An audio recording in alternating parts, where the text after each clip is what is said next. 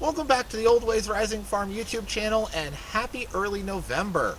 We are at the tail end of the fall and the nuts are falling. And I want to take this chance to talk about the hazelnut, one of the trees that I think is really an undersung home orchard and permaculture kind of species. They are a nut tree. They don't produce a fleshy fruit. They produce filberts or hazelnuts, right? Depending on what you want to call them. And there's two groups of trees that have the vast majority of our nuts. You have the Fagaceae, the beech family, which contains your beech and your oak and your chestnut, right, and all of those. And then you have the Juglandaceae, which is all of your walnuts and your hickories and pecans and those sorts of things, okay? And then you have the oddball, the hazelnut. This is in the birch family. Now, it might seem weird to say this, but everything in the birch family produces a nut. It's just that most of them are so bloom and small that nobody takes notice, except for the Tweety birds, right? They love the birch seeds because they're really a little winged nutlet, okay? But the hazel is the member of the birch family, the genus is Coriolis, and it's the part of the birch family which produces an edible nut that is large enough to get people interested. But because they're in a different family, they have a totally different biology from most of the rest of the nuts, and that helps us, okay? They're the best, easiest nut to grow for somebody who wants some nut production from a home orchard quickly, for a couple of reasons. One, they are very fast to produce. I'm talking most specifically here about these guys behind me, the American hazel. There's a little bit of difference with the European varieties of hazel. I'll circle back to that at the end of this video. But the American hazel, they're very, very fast to produce. These will start bearing nuts within 3 to 5 years. Okay? Most of the other nuts are 5 to 10 on the short end, and some of them can be 60 or 80 years until they start producing nuts from seed. But these guys just go to it, right? As fast as an apple tree. Okay? Second, these only form, these are mature heights. These only get at most 15 or 20 feet, okay? So you can plant these interspersed with other semi-dwarf orchard fruits, and they're not gonna outcompete them. They also don't have any jug loan that's gonna harm your other orchard fruits the way, a lot of your walnuts will, okay? So they're really, really compatible with having a mixture of apples and peaches and hazelnuts, okay? They like wet soil, so they are compatible with some of the wetter, clammier, more clay-heavy soils that some of the other fruit trees don't like, okay? And they are just absolutely tough, hardy, resilient, regularly producing trees. They don't have the same sort of masting cycle that the rest of the nut trees have, right? Your acorns, you're only going to have a good masting year, once or twice a decade. These guys always produce, or pretty much. You can have a bad year with anything, but they pretty much always produce. And here in November, they're just starting to produce their catkins, okay? So if you look up in the tips, you can start to see the little catkins just starting to come down. And they set their flowers here in the fall, and they don't start to open until midwinter. So every time you have a midwinter thaw, the flowers will open and shed pollen, and then when it gets cold again, they clam up. So every time you have a thaw, you're getting some pollen, and then they clam up. And then they have a thaw, you get some pollen, and they clam up. And they go through all winter doing that. So you don't ever have to worry about the bees not flying when they're in pollen, or a late frost freezing off the flowers, because they just don't care. So they're the earliest producing, they're small, compact, and fit well with home orchards, and they're consistently producing with the least problems, okay? Now, when you harvest these, I'm just going to go and I'm going to pull down one of these whips. These trees are very, very limber and flexible. So you can just take a 20-foot whip and pull it over and get access to all these burrs. Everything loves hazelnuts. The squirrels will strip these bare, and when these burrs start to fall off, the deer will come and just chomp the whole burr and just eat it. Burr, husk, nut, nutshell, everything. They just chomp them and swallow them. So everything loves these. So if you wait until they start to fall off the tree, you'll never get them. You want to wait. And I'm just going to pick one here and then let that go back up. I'll pick that clean later. You want to wait until the burrs are just starting to turn brown. Like if you look in this, you can see there's a little bit of green still in there. Okay? When they're dead green, they're not ripe. When they just start to turn brown, pick one, pull it open, you'll see there's a little hazelnut in there.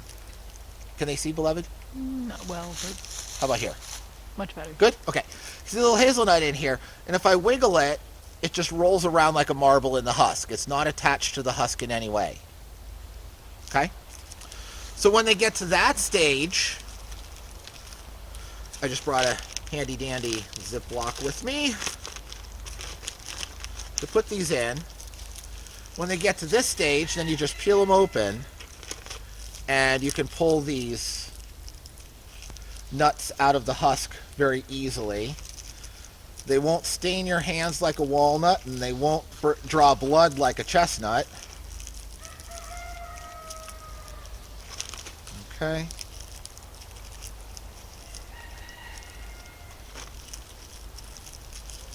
Just pick this burr clean here real quick.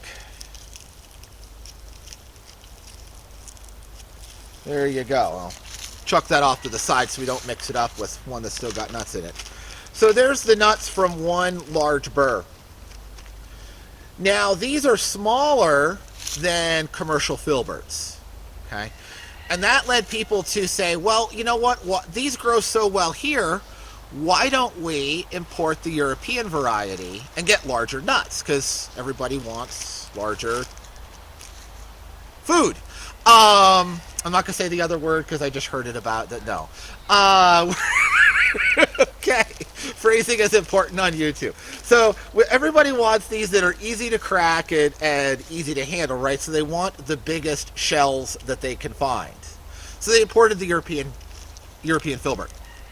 That introduced problems because these American hazels, there is a fungal disease that they carry, but it doesn't really affect them. But when you bring the European hazel over, it wipes them out.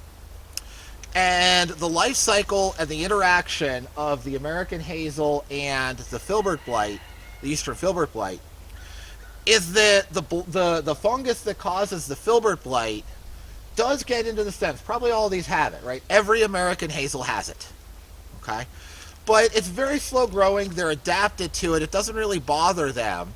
And it won't damage a stem until the stem is very weak and about to die anyway. And since these are a self-copicing root sucker species, more whips are growing up faster than the old ones are senescing and succumbing to the filbert blight.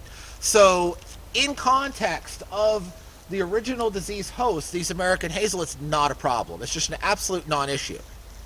But the European hazels want to be a taller single trunk tree. And those have a big problem because, again, the fungus gets in. It's not super fast growing, but they want a single trunk tree that's not going to get really good and big until 10 years in, at which point it's starting to die from the fungus. So the European hazels do not get along with the American hazel anywhere that their range overlaps. Okay? Because if you live within the range, and you can look this up, just look it up on a range map. If you live within the range of the American hazel, the wild American hazel, plant the wild American hazel and just enjoy the smaller shells so that you don't have problems with the eastern filbert blight attacking the large stems of the European hazel. There are some groups that have been working on hybrids to try and get, the larger fruited condition, those larger fruited genetics into basically an American hazel, larger fruited American hazel.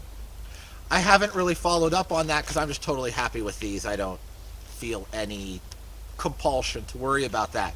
They're really, with some of the other nuts, there's a big advantage to hybridization because you get early fruit production. With these guys, it just doesn't really matter. just plant the American hazel and be happy. Okay, that's my advice on that. If you're in Europe, if you're watching this from Europe, do not import the American hazel. Plant your own species, okay? Because you do not want to bring over American hazel and introduce our filbert blight to your region, okay? And I'm not up enough on European forestry to know where it has been imported, where it hasn't, where what is what over on the other side of the pond. But if you live in Europe, grow your native species. And if you live in North America, grow your native species. That's the best way to be happy with hazels, okay? But either way, I do encourage you to be happy with hazels because they're wonderful, super hardy, easy to fruit, multi-purpose trees. These flexible stems, these have been used a lot in basketry, weaving, things like that as well. So there's a lot of uses other than just fruit for this wonderful plant. And if you're not looking for fruit production, but you do a lot of basketry and things like that, grow these and just coppice them regularly, and you'll get big, tall whips coming up, equivalent to willow whips, similar in flexibility, but a lot stronger. So it's a great basket material. So I hope this gives you some food for thought. Now I'm just holding these in a Ziploc for the video, but you have to pull them out and season them. And they will go, when they're first ripe, they will be sort of yellowish. They will take on the dark brown hazel color as they season, okay?